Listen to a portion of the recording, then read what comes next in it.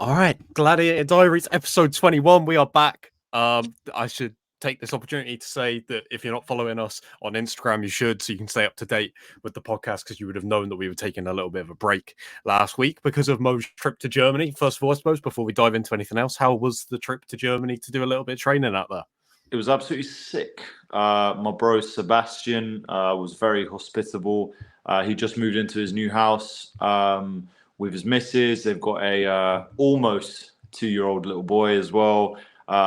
Really nice house, because last time I was there, he was in his apartment, and now, like, this time around, he was actually like in his fully built house, which was absolutely amazing. Really nice. Like, it's perfectly located, only half an hour from any of the gyms, or half an hour from his own gym, or less than like 20 minutes from his own gym, and then about 30 to 40 minutes from any other gyms that he goes to train at.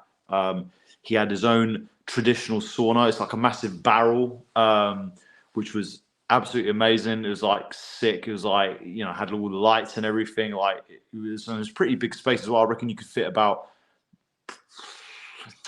I reckon if you squeeze it in, there's 6 people in there, so it's quite a big sauna. But he's big on his recovery as well, which is actually another reason why this trip was so amazing. He had a cold plunge as well. One thing that he's like very hot for is like making sure that the body is fully healed and ready for every single session. So basically, in between every session, we'd always do some form of recovery, whether it be the sauna or the cold plunge. For example, there was a river just near to his gym, which was about 1 degree, like freezing cold. And people must have thought we were lunatics. Do you know what I mean? We're out here with our tops off, just in our shorts. Everyone's like wearing their coats, their hats, and their woolen gloves. And me and him are just out there and like looking like we're going ready to go to the beach. Going into 1 degree freezing cold river water, and the stream just keeps blowing past, so you're getting a freshly circulated cold water, which was absolutely amazing. But when we did that in between sessions, it helped me to feel rejuvenated for the next session. So that was one part of it was really nice to see a setup of how real, proper, 100% recovery looks like. As I've said, that's one of the things I needed to improve within my training, and I've just seen how an amazing, like, the best setup is for it, and I'm definitely going to take that into account going forward in terms of my own personal recovery. And in terms of the training, absolutely amazing. They had Dustin Stolfus, who's a UFC middleweight, won his last fight by rear naked choke. They had a heavy Lazar Todov, who was a heavyweight octagon title contender. I think he won that fight personally as well. The title fight that I saw. They had another 21-year-old kid who's 6'5" and about 115 kilo. So they had, I had a really good, and obviously Sebastian, who's, he's also a light heavyweight. He's the same size as me. It's good because it was nice to be away. It was nice to be away from the UK. It was nice to be in different surroundings, in a different setting. It gave me like a refresh in my mind. Being with good people, good training partners, eating good food, having really good recovery as well. It's just nice to be like, away from everything, where you are really 100% just concentrating on your training, and there's someone else. It shows you that other people are also going through the same thing. And it also motivated me a lot, because I had someone else who's going through the same stuff with me, and it makes you want to recover better, eat better, train better, because you've got someone else who's also doing it. And just being around him in his house, like, what can I say? It was literally from start to finish an amazing trip. And I'm definitely going to go back there again at some point. I know he's going to come over here for about 2 weeks leading up to his fight. So, yeah, man, it was a much needed trip mentally, a much needed trip physically, also to see myself competing against other athletes as well. And just, yeah, I felt really sharp, and I felt really on point. So, yeah, man, onwards and upwards. It was a very good trip.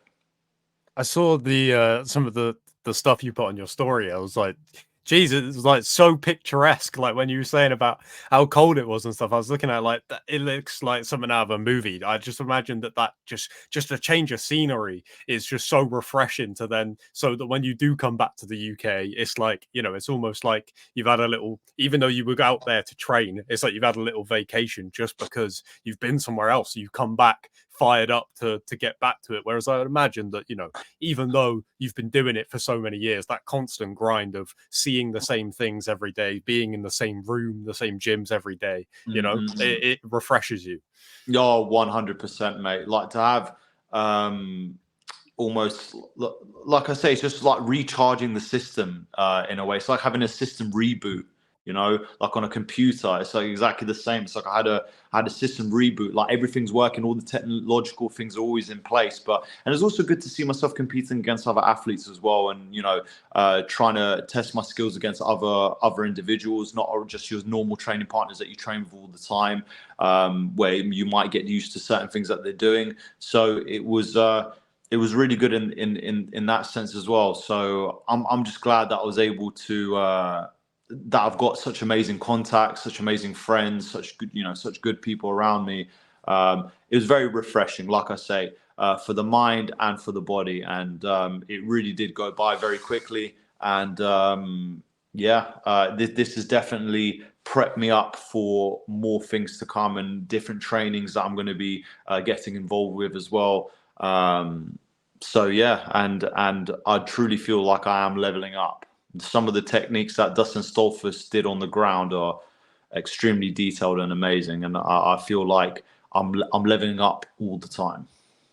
On the recovery side of things, just from doing it for that little bit of time and doing those things that you wouldn't normally do to recover in between every session, did you feel like it was impacting your training sessions at all in terms of just feeling a little bit more recovered? Because obviously, like we spoke at the start of the year when you came back from Finland and you were annoyed that you didn't really feel like on top form out there. So then to go to a second trip and travel somewhere and get some training in, but then really focus on the recovery side of things, like did you notice a difference in just that small amount of time?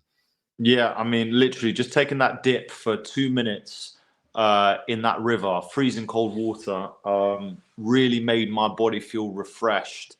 Obviously, I was still like a little bit tired, but even sleep, I was able to go to sleep like at a good time. You know, wake up always at a good time.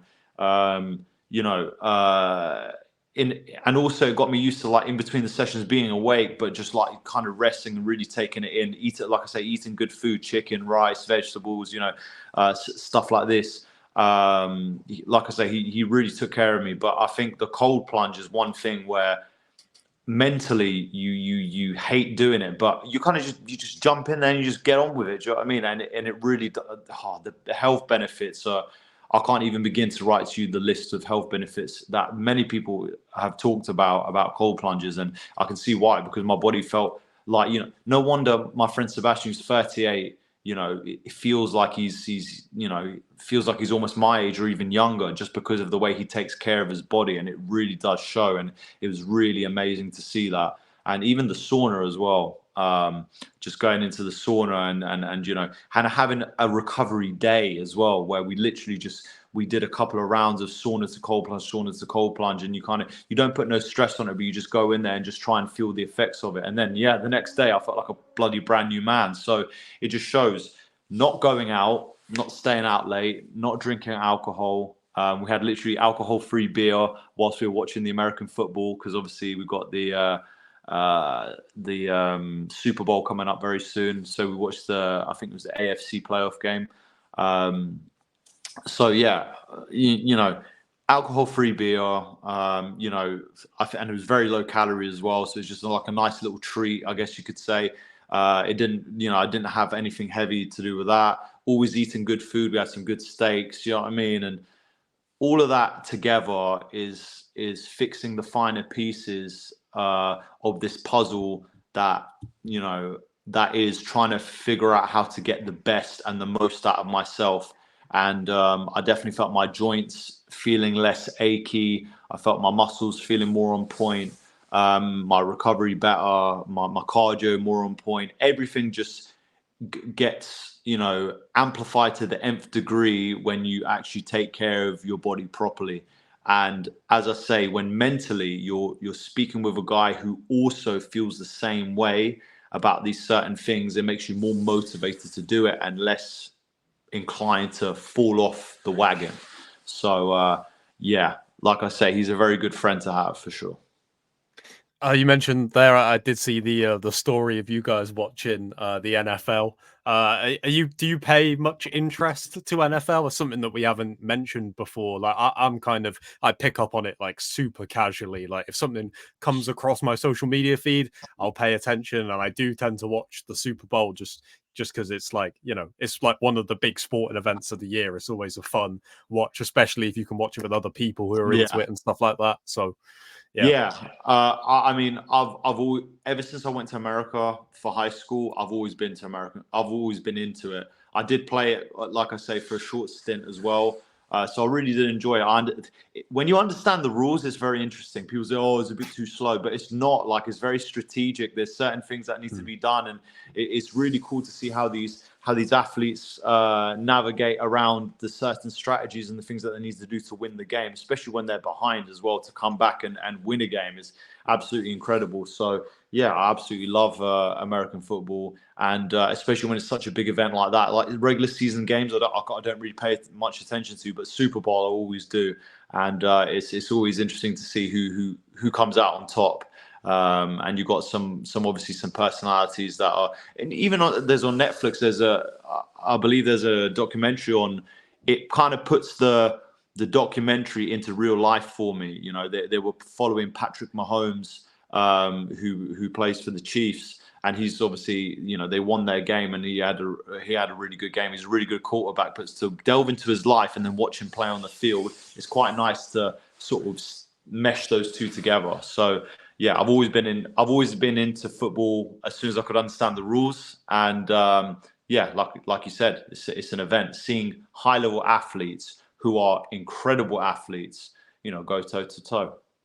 Yeah, I feel like the fact that the game is a little bit slow for people who maybe, are watching it for the first time does hold a lot of people back. But I don't know. There's something about the Super Bowl where, it's like the finals of anything. It's like a UFC title fight. Whereas if you're just a Yeah, sports fan, something crazy is going to happen, right? Like this is yeah. the thing that everything's been leading up to. So you get that drama. I know that this year, I feel like that drama has been blown even like bigger because of the whole thing. Like people either love or hate the Kansas City Chiefs now, and it's been like a huge talking point for the NFL season. So for them to make it to the Super Bowl, like a lot of people thought it would, it just amplifies the drama even more. Like I don't know. I'm a huge football fan, but I feel like American sports, the drama is such a big deal, Mhm. I suppose you could say the same with the UFC, right? Where um as much as people love seeing, a really, closely contested 5 round contest between two very good martial artists, a little bit of drama in there is what gets people excited, right? A lot of time gets people who don't tune into every event go, oh, I've got to watch that event, like Strickland and Duplessis or something like that. Like, I don't know, American sports, it just always feels like the drama is there. You don't seem to get Oh that yeah. as much Well, in then England, I exactly. think. There's a storyline. Do you know what I mean? But it's the same with fighting. You know, you watch like the countdown and stuff like that because of the storyline. You want to see how they live, what they do, how they conduct themselves, how they're training, and stuff like this. And then, yeah, although this is pretty much the same thing, rinse, repeat. But you see what their family lives are like and how they handle certain pressures personally, and people get very interested and entertained by that. And obviously, with the drama added on top of it, it just makes it even more entertaining. This is the entertainment business, whatever you're doing, you've got to create a bit of drama in order to get the fans' grasp. People watch these EastEnders because there's so much bloody drama that happens in it. Do you know what I mean? It's the same thing here. So, yeah, man. One of the things that has happened since the last episode that we did, your close friend and training partner Will Curry had his fight announced for London. I did look at the fight announcement and be like, usually there would be a London card the day after that. Obviously, when Cage Warriors announced that they were going to be doing the Saturday, it was like, oh well, there goes that, right? Because they usually do an event at the Indigo on the Friday night, and then you get the UFC card on a Saturday. Great weekend of MMA in London, but even still, obviously a huge fight for Will. That I can't see how a win there doesn't get him a title shot, maybe a shot on Contender Series, something like that. Like this is kind of the one that he's been building up to ever since that fight with Stanton. So it's a big deal for Will, and obviously kind of perfectly aligns with you guys doing your camps side by side, which I'm sure would have been the plan from the moment that this London card was put together, to get Will on that so that you guys can train alongside each other for around late March, April time. Yeah. Well, I mean, it's crazy because obviously he's always same like myself. He's always going to try and find the best training and the best surroundings in order to get the most out of himself. And he's chosen this time to spend most of his time in Sweden, which is absolutely amazing. Obviously.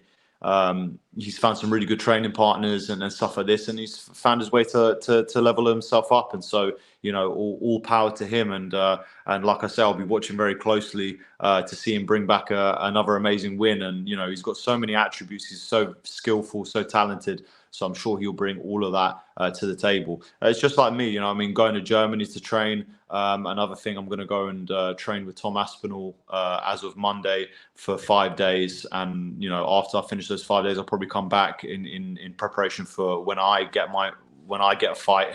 Because at the minute, I haven't got any fights booked.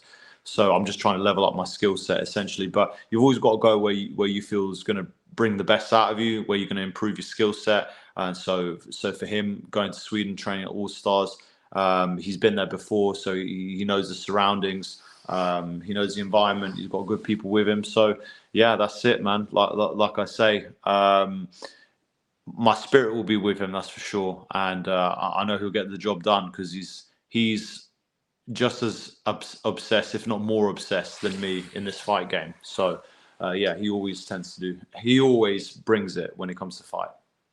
Yeah, it's exciting stuff. Let's talk about the Aspinall thing quickly, because you did mention this a couple of weeks ago that you were going to try and get out there.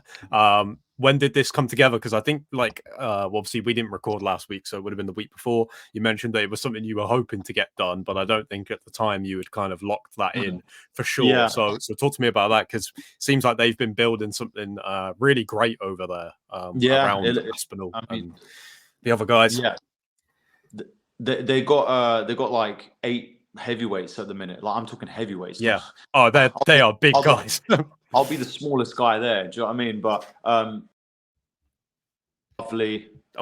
Had a little bit of a stoppage. Yeah. Right. Anyways, he was very lovely. As soon as I messaged Tom on Instagram, he said, yeah, sure. Just message my dad and we'll get you booked in. So then I messaged his dad. I told him, listen, I'm going to Germany. I don't know when I'm going to have a fight booked. But essentially, whenever I get something booked, I'll message you when I get back. And then I messaged him when I got back from Germany. I said, I'm probably not going to, as it stands, I probably won't be fighting until about April or May. So I said, but, obviously I want to get some training in with you guys. So when would be the best time to come? And he said next week. So literally, as soon as he said that, I booked my hotel. And that's it. That's all she wrote. So on Sunday night, I'm going to make my way over to Liverpool, get to the hotel, and then get ready for some MMA action on Monday. And hopefully I can create some good connections. I can get some really good training, get some good work in. And yeah, like I say, just always trying to level up and be the best I can be with heavyweights, not even guys that are my size. So I'm talking bigger and we're always trying to strive for the best training, and what better training can you get than being with the UFC heavyweight interim champion? Yeah, I remember speaking, must have been about a year ago now, to Mick Parkin, who's of course part of that camp as well, and just being like, I don't know how you've managed to find like 8 or 9 people that are all that big. Like that is incredible. That not only are that big, but also train MMA, and also the fact that you've got. I know they don't always all of them train together, but the fact that sometimes in that room you've got not only Mick, who is in the UFC, but Tom and Big Fielder Freese in there as well. Like it's just like it's remarkable to me, because I don't remember seeing anything like it in MMA before, where you've got this one gym that's perfectly tailored to them, and it's high level as well. It isn't just big bodies on the mats. Like, these guys are top of their game athletes right now. Like, it's incredible. So Well, I can't even imagine the benefits you're going to get just from being around them. 100%. I mean, and obviously everyone's trying to level up and trying to be as good. We know how hard it is to find big men, you know what I mean, out in the country. So the fact that Aspinall has created such a tight unit of incredible athletes. They had Michael Page out there for a little bit as well. So he's also going to be fighting in the UFC soon. So for him to find, like I say, this group of like really big guys just to train, help and improve, and next thing he's the heavyweight champion and stuff like that. So that draws more attention and more people into the camp and stuff like that. So and obviously getting the best training. It's always a thing in MMA and just in life in general, to always try and get the most out of yourself and trying to get the best out of yourself. It just shows I don't need to, obviously I did go to Germany, don't get me wrong, but you don't need to go to other countries to, it's good that I have those connections that I can go to certain countries. But look, if you, you can just go up north, up to Liverpool and you can find, really high level training. So it's absolutely amazing. And like I say, I'm really looking forward to it, really looking forward to meet the lads. And just get some really good work in and see what holes I have in my game and what things that I can improve on or do better. And learn some new techniques. It's going to be, like I say, something that's definitely going to add to my game, and something that is going to add to my game, that all the things that have already been added to my game. And now it's just going to be, like I say, we've been trumping the increases in my skill set over the course of the last couple of months. So by the time it gets to me actually getting inside the cage, I will be a different person. I feel like this is God's calling, and that He will find me a fight when I am truly ready to go and fight. And like I say, I'm really looking forward to that. I feel like everything happens for a reason. The universe puts everything all together for a reason, and I believe all of this is happening at the right time in my career and in my life. Yeah, perfectly well said. What day do you get back from Liverpool? How many days are you there? Friday. Again, sorry. So I'll be back on Friday, because I Okay, actually have a wrestling tournament on Saturday. So I need to be back on Friday, get ready for Saturday. Yeah. Sweet. Where's the wrestling tournament at? Non-stop. I believe it's Sheffield, but I'm not 100% sure. I have to. No, sorry, it's in Coventry. I believe it's Coventry. Yeah. So either way, yeah, I'm going to be coming home and then having to go back up north again. But yeah, like I say, it's all part of the journey, all part of the improvement, all part of the leveling up, and might as well compete. If I'm not going to be competing in MMA, or at least I don't have anything booked, then I might as well compete in other sports. So I'm looking forward to that. This whole conversation actually ties quite well into something that I wanted to mention on this episode in particular, because we had a YouTube comment from not the last episode that we did with Jit, which was 2 weeks ago, but the one before that I wanted to save for our next kind of regular episode, because it was somebody asking a question that, like I said, actually ties quite well into the conversation we just had. We had a comment on episode 19. So apologies that we have got to this quite late, but things happen, we got guests and then Germany and then things happen. Yeah. So, but if people leave comments, I probably said this in like the first few episodes, but I should maybe make a point of saying it every time, that if people want to ask questions for us to talk about on the show, drop them in the YouTube comments, drop them on Instagram, whatever. And even if we already have plans in place for the next few episodes that mean we can't get to them, we will get to them.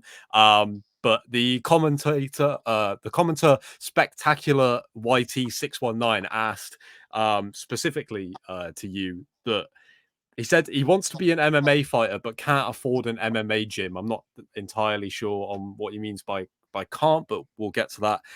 He said, I train boxing and jiu-jitsu in separate places, and my dad teaches me a form of Muay Thai. Do I have to specifically join an MMA gym to fight? And again, this, like I said, this goes quite well into what we were just saying about Tom Aspinall bringing a camp all together, for himself. Obviously a very different scenario if you're looking to get into training MMA than, a guy that is competing at the very top of the heavyweight division in the UFC, right? He's going to have the means to be able to do that and to make things as easy as possible for him to have everything in one place. So it's a little bit different, but this relates to you as well, considering that you do have your home base and your standard routine, but you do also go here and there just to get different looks. So I suppose, how important is it, do you think, to have things under one roof, or at least to have a home base for training, like you do? Yeah, 100%. I mean, I met my coaches at BST. So obviously my dad being my head coach, he can only get so many things, covered and done and, into my training and stuff like that. But you need to have other minds with you as well to sort of collaborate and put all the pieces together, even though, like I say, everything's been absolutely amazing. So when I met up with BST, it really showed me how you need to blend all the arts together and do things in a particular way, and just things done specifically more for MMA as opposed to in each art separately. Like what you do for boxing or what you do for Muay Thai, what you do for Jiu-Jitsu on its own would be different in MMA. It would translate differently. So that's why I would say yes. It'll be depending on how old you are. I mean, listen, if you're young and you're just sort of just looking to improve your skill set in all the areas, that's absolutely great. But when you want to actually compete in MMA, you need to go to an MMA school in order to sort of blend everything together. And most of the time, MMA schools, they understand that, a lot of fighters don't have a lot of money. So usually they'll be able to sort out a deal, or, if you take fights or you fight amateur or whatever, they take a percentage of your ticket sales or something like that. And they usually work it out that way. It just depends how far it is in terms of traveling and getting to and from training and stuff like this. But generally, yeah, it's a good idea to join an MMA gym, and most of the time just be honest and straightforward and upfront. And usually they're very helpful towards you. BST have been very helpful towards me in terms of helping guide me in terms of my career and helping me get the adequate training in. And they understand how far I travel, so they were able to accommodate for me. And look, like Aspinall's gym, they're going to accommodate for me to be able to train with them and stuff like this. So I think in general, it's just about being open and honest, saying what the situation is. And yes, you're going to need to do it in order to mesh the arts together and to learn the specific ways of how you need to apply those arts in MMA. Because like I say, it is very different when, especially like on the floor, you add the punches in and certain techniques are not the same as you're doing it in the art individually. So yeah, you have to be able to sort of adapt. So it would be a good idea to join a school. But yeah, honest, upfront, let them know what the situation is, and then get cracking.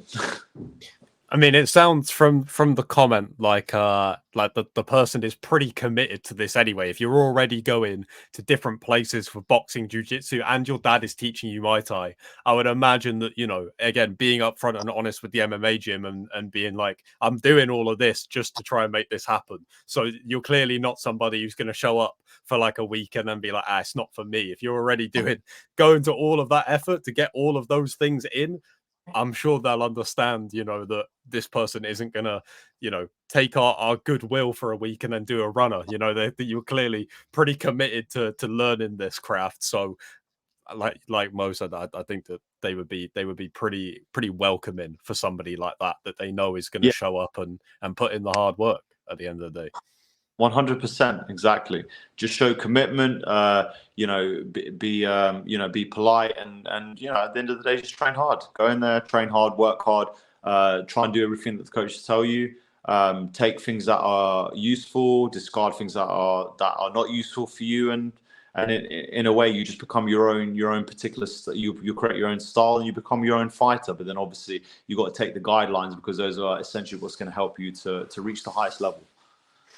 The interesting thing as well with this, right, from your particular perspective, is that you kind of see it now. I think definitely now, at least in the UFC, you have way more fighters that come into the UFC that have only ever trained MMA. Right, they didn't come into it from a traditional martial arts background or something like that, which for a long time, right, the UFC was built off of putting traditional martial arts backgrounds against one another, and now you have. I don't even think it's fair to call them the new generation of fighters that have been training, MMA since the very start, because of MMA gyms being a popular and easy to access thing now. But obviously, as we kind of learned when we had your dad on to talk about his journey into martial arts, he was combining things much earlier on than a lot of people were, and kind of creating his own kind of playbook for all of these different martial arts and how they can work together. So do you feel like you were kind of part, like, even though people like to call it this new generation of people coming through, do you feel like you had that benefit of coming in and it was MMA? Because obviously I know that your dad combined a lot of things, but then it was still very traditional martial arts, but not, Yeah. not so much competition focused, because we did, he spoke a lot about how, a lot of it in many ways was more like he learned some of those tools through out of competition fights, shall we say. Yeah, I mean, I'm very fortunate that I was being introduced to all the arts through my dad, from very early on. So then when I did actually transfer over to just doing it full time from 18, I was able to blend, and I was able to learn techniques quite quickly, and I was able to sort of maybe improve a little bit faster than some people within a short space of time. Um, yeah, I think whether you have a certain base or you don't, or you compete with someone or you don't, like MMA is so broad now. You've got so many good coaches out there. You've got so many people that are helping to try and like push everything into the sport. But yeah, definitely you have to. It's just a prerequisite for you to have to join an MMA gym in order to, like I say, put all the arts to their best uses within the cage. So yeah, I mean, I'm very lucky, but I feel like I'm only just coming into my finest self now. I think even when I was younger, I probably had more of a stand-up style, whereas now I'm sort of blending it to be an overall, like, overall MMA athlete. And like I say, from having, like, guys who are doing traditional sports and having a particular skill where they're the strongest at, they tend to stay towards that side. So now I'm trying to mix things together a lot more, and I think as I've gotten older, I've become a lot more mature with my way of thinking, and also just in terms of improvement. I let my ego go. I let my ego go to one side, and I just try and improve and try and get better. And I feel like the things that I've learned over the course of my life, although it seems like I've learned things a little bit later than maybe others, I feel like that's what's made me now such an overall athlete. And like I say, there's many more improvements still to be made, and many more good showings for me in the UFC to be had.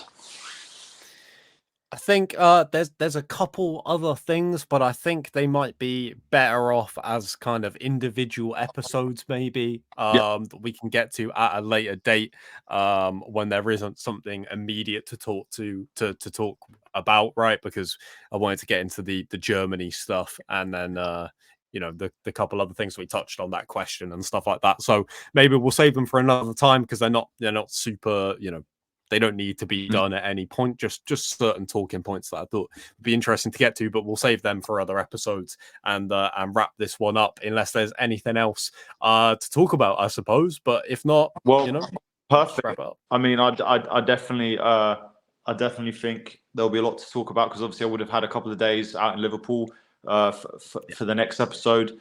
So I'll be able to talk about a load of stuff, which is good, especially like how the training is out there, and stuff like that, and how I've been finding it. But yeah, like I said, we've pretty much covered all bases, and in terms of Germany, just seeing the way that he lives his life motivates me even more to want to live my life better as well. And just going along the thing about my New Year's, I wouldn't really call them resolutions, but it's just things that I knew that I needed to improve on and work on. And yeah, like I say, I feel like this is where my evolution in myself as a person and in my game is coming now at the most explosive way possible. It's almost compounding and multiplying to the highest degree that it ever has been in my career. And it's nice. It's good to see. And like I say, I'm just looking forward to get into a competitive environment. So this wrestling tournament first, but more importantly, to get out in the UFC. So we'll see what my manager has cooking up, and hopefully I'll have some fight news for you guys soon. Yeah, obviously we're all excited for the fight news, but I think that one of the things that's the benefit of doing this podcast is that you get a little bit of insight into what fighters do when they're not fighting that maybe you wouldn't know before, because like it sounds like you're spending this time like not only just keeping busy but also really working on specific things, and like there's a lot of conversation, I think, about fighters in between fights and how much time do you spend just preparing for the next fight versus working on your skills and improving. And that's hard to do in the UFC because you're constantly competing at the highest level. You're kind of learning on the job. And MMA being the endless pursuit of knowledge that it is, you're constantly working on the job, even when you reach the top of that mountain. So, yeah, it's good stuff, man. And it sounds like you're going to be having another couple of busy weeks, but all the better for it, and keeping this energy going through the start of the year, because it's been a non-stop start. So yeah, no, 100%. Every single week we're learning new things. So like I said, I'm looking forward to sharing even more experiences and even more good things with people, and hopefully can help them in their own personal journeys. absolutely, man. Right, I will catch you next week. Have a good time in Liverpool, and yeah, I'll see you next week, man. My man, really good talking to you, brother. You too, Nice man. one. As always, see you later. Take care.